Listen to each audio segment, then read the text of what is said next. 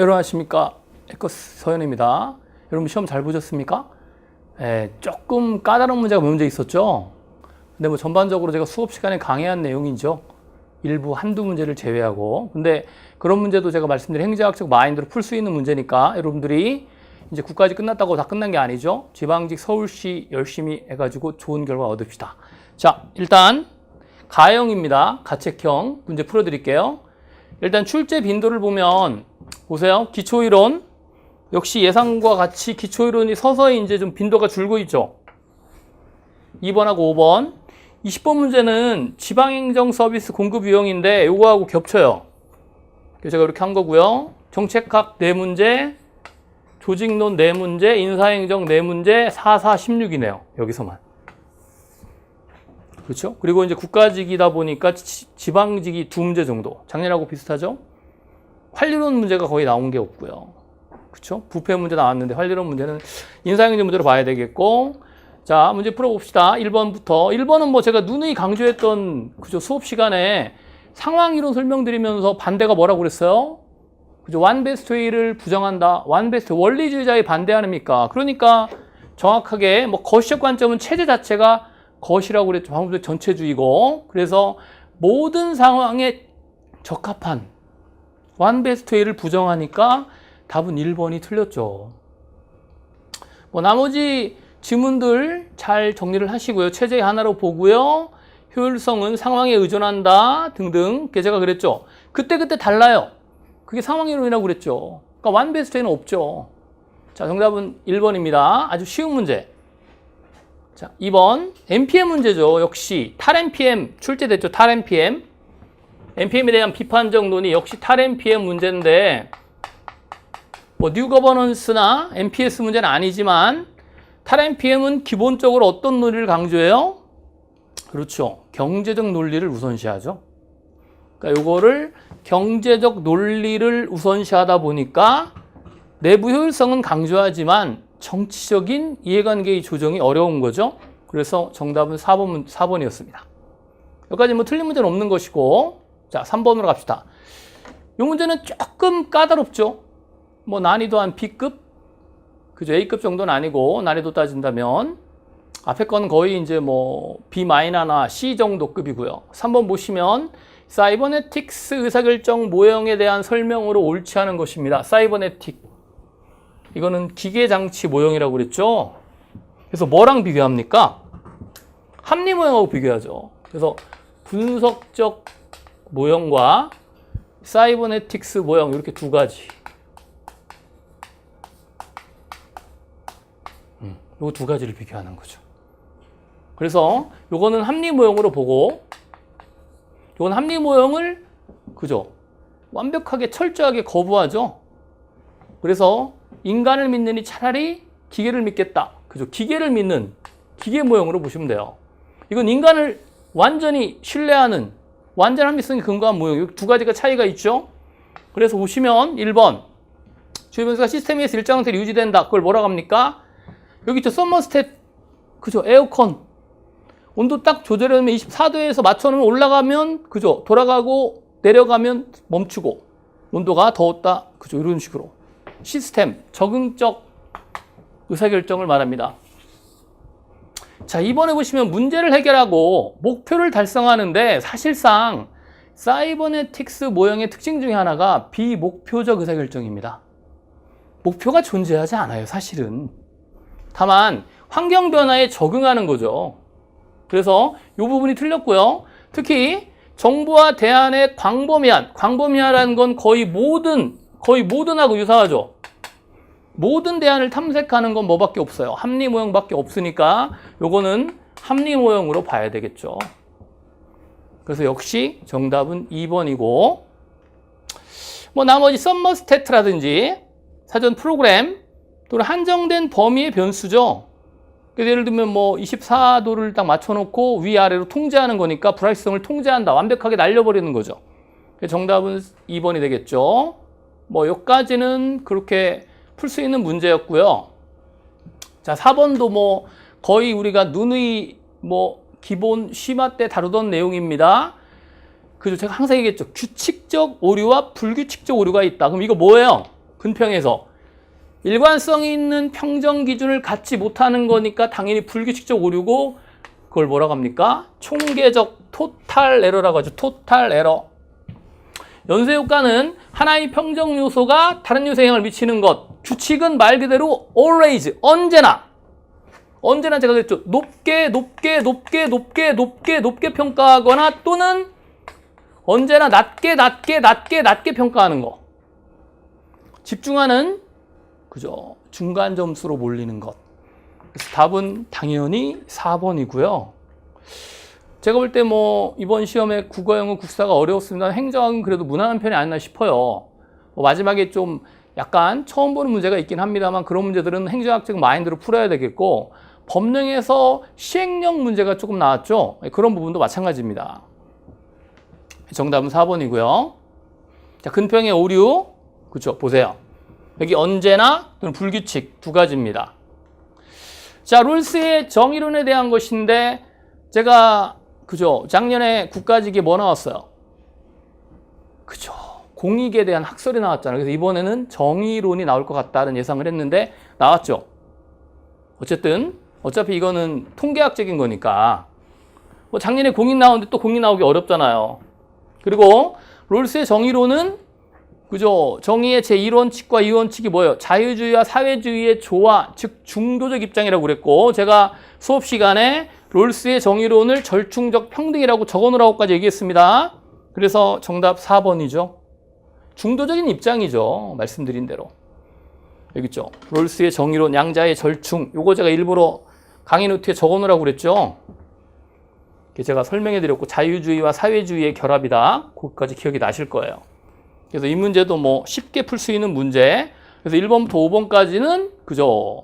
쉽게 풀 수 있습니다. 물론 제가 이제 수험생들 얘기 들어보니까 워낙 국어, 영어, 국사가 어려워가지고 지문도 길고 행정학을 제대로 풀 시간이 없다고 하더라고요. 안타깝죠. 그래도 여러분들이 충분한 시간을 내서 푸셔야 됩니다. 그래야 기본 점수가 나오니까. 자, 6번. 이거는 제가 뭐 누누이 그죠. 수업 시간뿐만 아니라 심화 그리고 모의고사도 출제가 됐었죠. 사실 이 문제 보니까 제가 이제 실전 동경 1과 2가 있는데 2회에 실전 동경 2에 보면은 1회에 6번 문제가 거의 똑같더라고요. 근데 그때는 이제 제가 직접적 수단이 6개가 있는데 여기 나와 있는 3개에다가 플러스 또 3개가 있거든요. 실제. 그래서 지금 보시면 조세 지출은 이건 간접 지출로 봐야 되고 조세 감면을 하는 거니까 경제적 규제는 인허가니까 취소성이 높다고 그랬죠. 사회적 규제는 낮은 반면 정부가 직접 소비하는 거고 공공재 공급 사회적 규제는 낮다고 그랬죠. 이거는 왜? 이거는 비재량적 규제 아니었습니까? 그쵸. 제끼고 공기업은 정부가 그죠. 가장 많은 지분을 갖고 있으니까 맞고 보조금은 그죠. 보조금을 주는 거니까 직접성이 낮죠. 높은 거 니은, 디귿, 미음. 정답은 3번. 이거는 이제 국가직 모의고사에도 실제 나왔어요. 거의 유사한 문제가. 그래서 답은 3번이고요. 제가 살로몬 계속 뜬다고 얘기했죠. 출제된다고 말씀드렸어요. 아마 제 강의 들으신 분은 아실 겁니다. 제가 계속 강조했던 거. 나왔습니다. 역시 마찬가지예요. 이게 출제가 되면 계속 나오니까 지방직 서울시도 나올 수 있으니까 요 6번 문제하고 20번에 보시면 지방 공공 서비스 그 수단 있죠. 정부가 하느냐 민간이냐 그것도 여러분 주의 깊게 보시 6번하고 20번 알겠죠? 자 넘어갑니다. 요것도 직접성의 정도에 따른 분류. 요거 6개 제가 말씀드렸잖아요. 직접 시행, 그 다음에 규제, 병지적 규제만 들어가죠. 그리고 또 하나가 공기업인데 나머지 3가지가 뭐예요? 보험, 대출, PR이라고 그랬죠. 보대피. 기억나실 거예요. 보험, 대출, PR. 이렇게 직접성이 높은 거 6가지 정리하시면 문제 푸는데 뭐 무난하죠. 자 넘어갑니다. 7번 립스키 이론인데 옳은 것. 립스키는 문제성 있는 업무 환경 3가지가 있었죠. 불충분한 자원이라든가 또는 권위에 대한 위협과 기대라든지 민원인들 또는 모호하고 대립되는 기대 때문에 사실상의 재량을 마음껏 발휘할 수가 없게 되는 거예요. 그래서 말씀드린 대로 자 여기 3번에 보시면 일선 관련은 집행에 필요한 자원이 부족할 경우 대체로 부분적이고 간헐적이라는 거는 서비스를 지속적으로 수행하지 못하고 일부 서비스를 수행하다가 멈추고 또 간헐적으로 하다가 이렇게 자꾸 대기 시간을 길게 한다든가. 이게 뭐예요? 정형화, 관례와 단순한 서비스를 의미합니다. 그래서 정답은 3번이 맞는 것이고요. 옳은 것. 자, 1번은 고정관념을 타파하기 어렵죠. 결과적으로. 그래서 정형화 시키는 거고. 자, 고객들의 목표 기대는 서로 일치하지 않고 아까 얘기했죠. 모호하고 대립되는 기대. 대립되죠. 상충하고요. 네 번째, 하위 유치하기 때문에 물론 하위 유치하지만 어느 정도 직무의 자율성이나 재량이 있는데 사실상의 업무 환경 때문에 재량을 마음껏 발휘하기가 어렵다고 그랬죠. 그래서 나머지는 다 틀린 지문이고요. 정답은 3번이죠. 자, 8번은 우리 이제 법령 문제예요. 그래서 이제 부속기관이라든지 또는 보조기관, 하부기관 이런 것들을 설명하는 개념입니다. 자, 우리 이 법령집 보면 나와 있는데, 그죠? 1번에 부속기관이란 행정권의 직접적 행사를 임무로 하는 기관에 부속하여 그 기원을 지원하는 행정기관을 말합니다. 그렇죠. 1번이 정답이네. 부속기관. 연구소라든가 자문기관 등이 있죠. 보세요. 부속기관 여기 있네요. 그 기관을 지원하는 연구소, 뭐 자문기관을 말합니다. 연구소 해가지고 포함되는 여러 기관이고요. 그래서 여러 가지 뭐 연구소라든지 그런 것들이 바로 부속기관이고, 교육훈련원도, 그죠?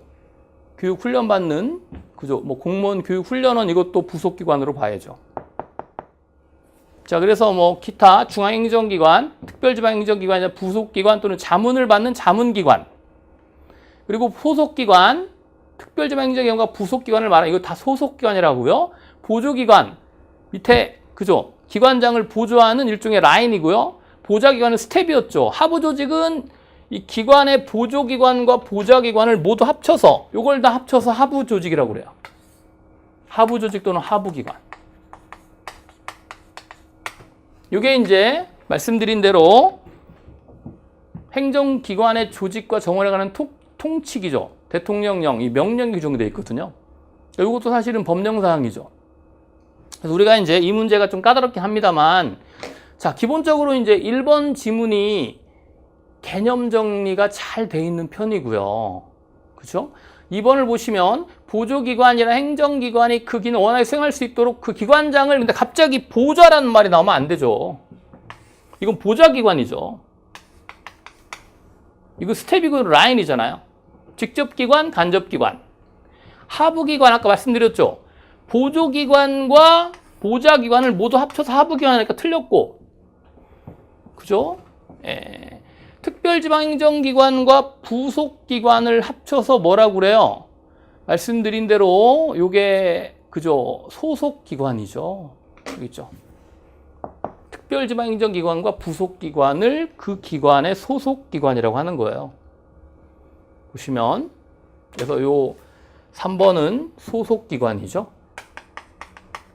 하부기관이 아니라 그 중앙행정기관에 소속된 기관이잖아요. 여기 개념도 나와 있잖아요. 소속기관. 특별지방행정기관, 일선기관이죠. 또 부속기관 등이 있죠. 부속기관이라는 건 집행사를 임무로 하는 기관의 부속과의 기관을 지원해주는 행정기관이죠. 그쵸? 뭐 연구소라든가 교육훈련원 이런 것들을 제가 말씀드렸고, 방통위는 당연히 중앙행정기관입니다. 그죠? 이것도 공정거래위원회 마찬가지죠. 17부, 18부, 5처, 17청, 그 다음에 정부조직법상에 보면 정부조직도 보면 사위원회 같은 거 있죠? 그래서 정답은 1번이고요. 나머지는 다 틀렸죠. 기억하시기 바랍니다. 이것도. 자, 정리하신 거 확인해 보시고. 자, 요거 이제 9번 국가공무원법상 징계 문제. 역시 또 징계 문제 나왔네요. 뭐 제가 누누이 강조했지만, 그죠? 자, 옳은 것 찾는 문제예요. 옳은 것. 그 징계의 유형과 효력 기억하시라고 그랬죠. 징계는 파면, 해임, 정직, 감봉, 견책. 지금 뭔가 하나 빠졌죠. 그렇지 않습니까? 강등이 빠졌네요. 여기. 강등이 신설이 됐죠. 요거는 그죠. 뭐 틀렸다고 봐야 되겠고, 여기서는 일단 하나 빠졌으니까.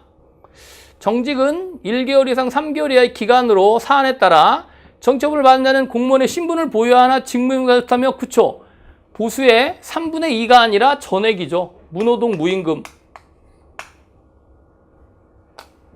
틀렸죠. 그쵸? 감봉은 1개월에서 3개월 이하의 기간 동안, 그쵸? 그 기간은 이제 사안에 따라 다 사안이 경하면 1개월, 중하면 3개월이죠. 보수의 3분의 1을 감하니까 정확하게 맞네요, 이거는. 감사원 조정인 사건에 대해서는 조사 개시 통지받음부터 징계류구나. 그 밖에 징계 절차를 진행할 수 없죠. 감사는 조사 중인 사건에 대해서는 징계 절차를 진행할 수 없고요. 조사 결과를 봐야 되겠죠. 그래서 요거는 이제 예외사항이니까 4번도 틀렸고 맞는 거는 3번밖에 없네요. 자, 요거 징계의 종류. 여기 좀 감봉. 그리고 12개월 동안 승급 정지시킵니다. 자, 넘어갑니다. 정직, 강등, 해임, 파면까지. 그죠? 기억하시고. 10번 정부에게인데 드디어 이제 정부에게 하나 나왔네요. 국가직에서. 2013년까지 나오다가 한 4년 동안 안 나오다가 근데 뭐 너무 쉬웠죠. 왜냐면 기장 방식에 따라 분류할 때는 어떻게 분류합니까? 단식과 복식이 있는데 단식 부기는 현금주의와 연결되고 그죠? 어디 있어요? 복식 부기는 발생주 연결된다고 그랬죠.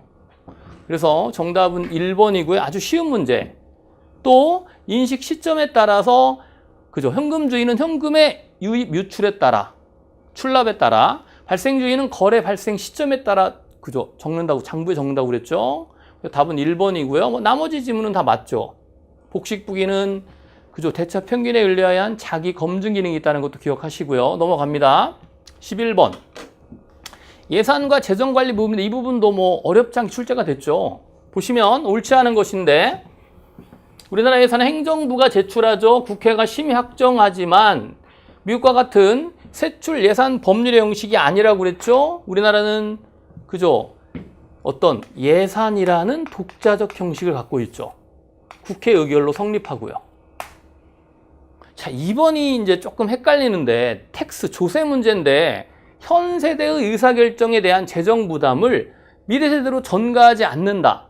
전가하는 게 뭐예요? 채권이죠. 이 채권은 장기적이니까. 그렇지만 조세는 이와 반대로 1년이거든, 딱 부가. 올해 재산세 1년 분할입니까? 그러다 보니까 아무래도 현 세대한테 재정 부담 측면이 강하죠. 그래서 미래 세대로 전가하지 않는다는 장점이 있는데 요거 사실은 뭐 어려우면 세모하시고 제가 넘어가라고 그랬죠. 성과주의, PBS에 도입에도 불구하고 품목유산제도는 우리나라에 여전히 활용되고 있죠. 그쵸? 인건비, 물건비 그건 가장 기본적으로 나머지 분류제도와 같이 병행되고 있다고 그랬죠. 가장 세부적인 거니까. 4번에 추경예산인데 우리 뭐 국가재정법 조문을 봐도 제가 강의 때 말씀드렸죠. 법령특강에 말씀드렸지만 추경예산은 편성 횟수의 제한이 없어요. 이런 지문 절대 없죠. 그러니까 당연히 틀렸고 2번을 맞는 걸로 가야죠. 그래서 정답은 4번이고요. 추경예산은 편성 횟수 제한이 없습니다. 다만 추경 편성 사유 여러분들 기억하시면 되겠죠. 자, 정답은 4번. 12번 이것도 아주 쉬운 문제. 3P 기억나요? 3P 제가 그랬죠. 프라블럼, 팔러틱, 팔러시다. 근데 웬놈의 그죠? 이슈가 나와요. 여기 이슈.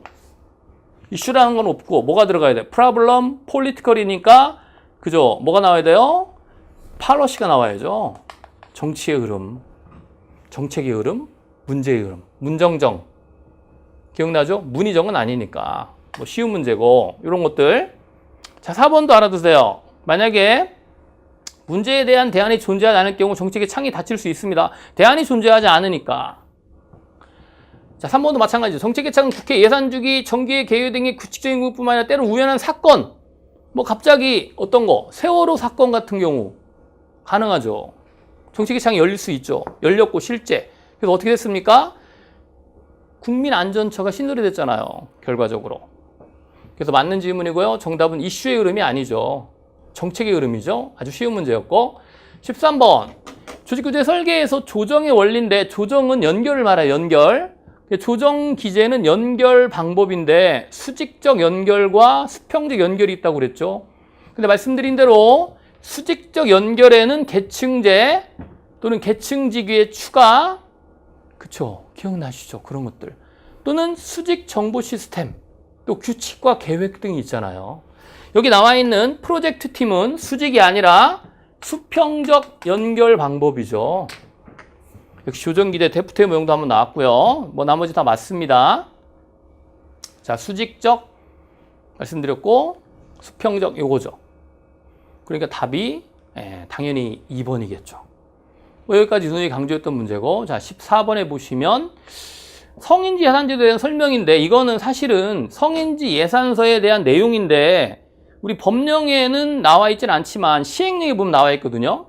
나머지 부분은 법령 부분인데, 지금 보시면 정부는 예산이 여성과 남성에게 미치는 효과를 평가하는 그 결과에 반영해야 되게 노력해야 되겠고, 성인지 예산서는 보세요. 기재부 장관이 각 중앙감사장과 협의하여, 자, 이 성인지가 각 부처별로 그죠 작성이 돼야 될 거 아닙니까? 그럼 누구한테? 여성가족부 장관과 협의해야 되겠죠. 아무래도 양성평등, 여성의 어떤 불평등한 걸 그죠 시정하려고 하는 거니까. 다만 여성부 장관이 하는 것이 아니라 이건 각 부처 중앙관서장이 작성해야 되겠죠. 법령의 내용을 보더라도. 이건 당연히 들어가 있고요. 법률에 나옵니다. 개요, 규모, 성평등 기대효과 등이 나와야 되고, 이것도 마찬가지 결산서. 이 예결산서는 우리 그 지문에 잘 나와 있어요. 우리 법령특강 그 지문에. 이 부분은 그죠. 물론 시행령에 있기 때문에 나와 있지 않습니다만 우리가 추측해 보건대 당연히 틀렸죠. 각 중앙관서장이 작성해야 되겠죠. 대신에 이제 예산 문제니까 기재부 장관이 여성가족부 장관과 협의하여 제시한 그죠. 이 작성 기준에 따라서 하는 거죠. 그래서 정답은 2번이 틀렸습니다. 자, 관련 조문. 국가정법 시행령 제9조입니다. 보세요. 기재부 장관이 여성가족부 장관과 협의하여 제시한 작성 기준에 따라서 각 중앙사장이 작성하겠죠. 이런 내용들. 뭐 당연히 그죠. 성인지 예산서 작성할 때 각 중앙 관서별로 작성하니까 맞습니다. 예, 결산서. 그래서 정답은 2번이 틀렸죠. 자, 15번. 우리나라의 결산에 대한 설명을 옳지 않은 것인데, 결산의 개념 제가 눈에 얘기해 드렸죠. 이건 그죠? 결산이고 그죠? 확정적 개수니까 만약 예산이라면 이게 뭐예요? 예정적 개수라고 그랬죠. 예산이라면 1회계년도 1월 1일부터 12월 31일까지 수입과 지출, 세입과 세출이죠. 정부는 감사원의 검사를 거친 개선보고를 국회에 제출하죠. 언제까지? 4월 31일까지. 결산은 국회의 심의를 거치는 것이 아니라 국무회의의 심의와 의결을 거쳐서 대통령의 승인을 받은 다음에 어디로 가요? 국회로 가죠. 그래서 4월 31일부터 이제 결산 심사를 합니다. 상임위원회 예비심사와 예결특위의 종합심사를 거쳐서 본회의 의결로 결산이 종료가 되는 거죠. 이게 틀렸죠. 결산 과정 제가 눈이 얘기했잖아요. 뭐 나머지 4번 질문은 맞고요. 그래서 정답은 3번입니다. 이것도 역시 법령 문제고. 그죠? 자, 16번 공무원 부패에 대한 유형이죠. 이거 제가 모의고사 냈습니다만, 자, 여기서 여러분들 이 문제는 뭐 4가지가 있기 때문에 몇 개만 알면 맞출 수 있는데, 일단 가장 중요한 게 뭐냐면 니은이에요. 금융위기가 심각함에도 불구하고 국민들의 동요나 유축을 막기 위해서 금융위기가 전혀 없다고 선의의 거짓말하는 거, 이거 뭐라고 그랬어요? 백색 부패. 그럼 두 개 중에 하나네요. 그렇죠?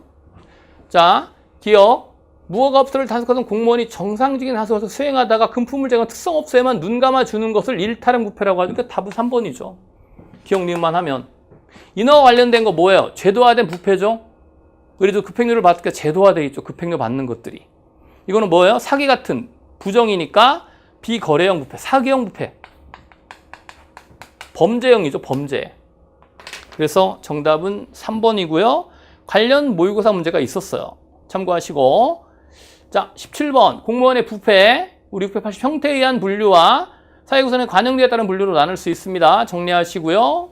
자, 17번 지방자치법상 지방의회에 대한 내용을 옳지 않은 것인데, 그죠? 요거 이제 지방의회는 조례가 정한 위원회를 둘 수 있고, 위원회의 상임 특별위원회 나눌 수 있습니다. 지방위원회는 그 소득위원회 사직을 허가할 수 있으며 폐해 중에 의장이 허가할 수 있다는 것도 뭐 당연한 거고. 3번에 보시면 의장은 의결에서 표결권을 말도 안 되죠. 표결권을 갖는데 다만 찬성과 반대 가부동 쓰면 부결로 보죠. 그죠? 우리 헌정사에서 445입 그 합헌으로 봐가지고 문제가 있었잖아요. 그래서 요거 틀렸죠. 지방에서 부기되는 같은 행위 중에 다시 발휘하거나 제출할 수, 이걸 뭐라고? 일사부재의의 원칙이라고 하죠. 한번 이렇게 부결되느냐는 다시 발휘할 수 없, 일사부재의 원칙 적용됩니다. 그래서 정답은 3번이 되겠죠. 이 부분은 그죠, 아무리 봐도 의결에서 표결권을 갖지 못한다. 말도 안 되죠. 의장과 부의장은 의원들이 뽑잖아요. 근데 당연히 표결권 갖지 못하면 말이 안 되겠죠. 기본적으로 다 갖고 있죠. 그래서 이것도 이제 법령에 나옵니다. 64조 2항이죠. 의결사항에서 재과 출과로 의결하는데 출석 과반 찬성으로 의장에 대해서 표결권을 가지며라고 명확하게 나와 있죠. 우리 법령주에서 보면 되겠고요. 자, 찬성과 반대가 같으면 부결된 것이죠. 자, 넘어갑니다. 18번. 여기서부터 좀 까다로웠죠. 18, 19, 20인데 사실 이 프렌치와 레이븐의 권력 유형은 제가 심화 때 우리 요 모형에도 딱 나와 있잖아요. 보세요. 심화 권력의 유형. 그리고 제가 모의고사 문제도 있었고요. 요 관련 문제가. 그래서 보시면 합법성, 강제성, 보상, 그다음에 전문성, 준거적 권력이죠. 준거적 권력이 중요하다. 역할 모형, 역할 모델, 롤 모델, 준거적을 보는 거고요. 그러다 보니까 보세요. 상징이라는 건 없죠. 준거적 권력, 전문적 권력, 강제적 권력이 있는데 상징은 없습니다. 그래서 정답은 4번이 되겠죠. 약간 그죠? 예, 만점 방지용 문제라고 약간 짱돌 문제성인데 제가 심화 때 이렇게 우리 PPT에 나와 있어요. 이 내용도.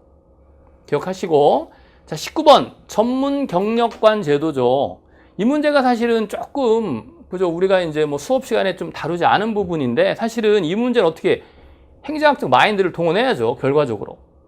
물론 이 문제 틀렸다고 해서 뭐, 그죠? 전혀 당나귀 시장은 없습니다. 이 전문 경력관 제도인데 말씀드린 대로 경력을 이용해서 어떤 행정의 전문성을 부여하는 제도로서 전문 경력관 제도에 대한 규정이 있더라고요.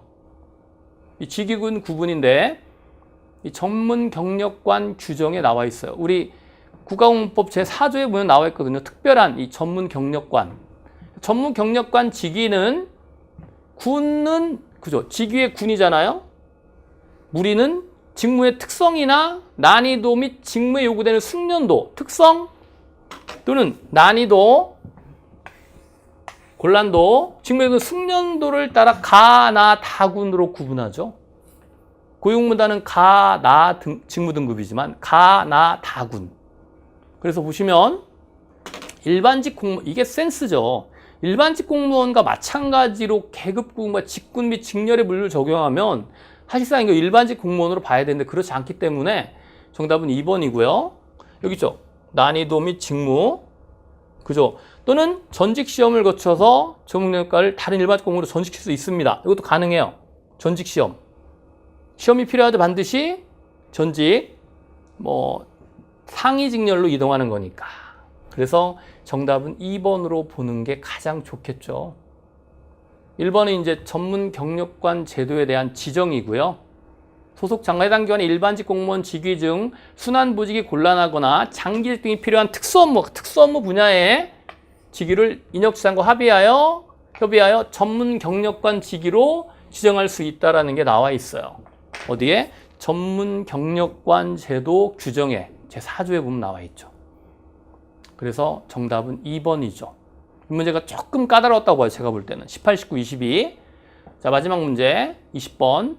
요거는 이제 기출예상 문제 작년 서울시 7급 2017년 7급 문제에 거의 나와 있는 지문이고 우리 기출예상 문제집에 나와 있는데 자, 그걸 약간 변형한 거예요. 제가 7급 문제 중요하다고 그랬잖아요.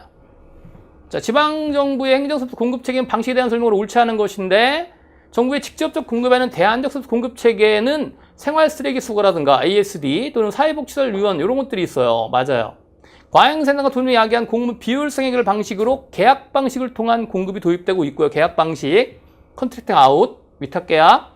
3번에 사용자 부담 방식 활용은 재정 부담의 공평성. 이게 좀 헷갈리는데 사용자, 유저 차지죠. 즉 이용하는 사람이 요금을 부담하는 거예요. 그래서 재정 부담의 공평성이라는 거, 여기서 공평성은 같은 것은 같게죠.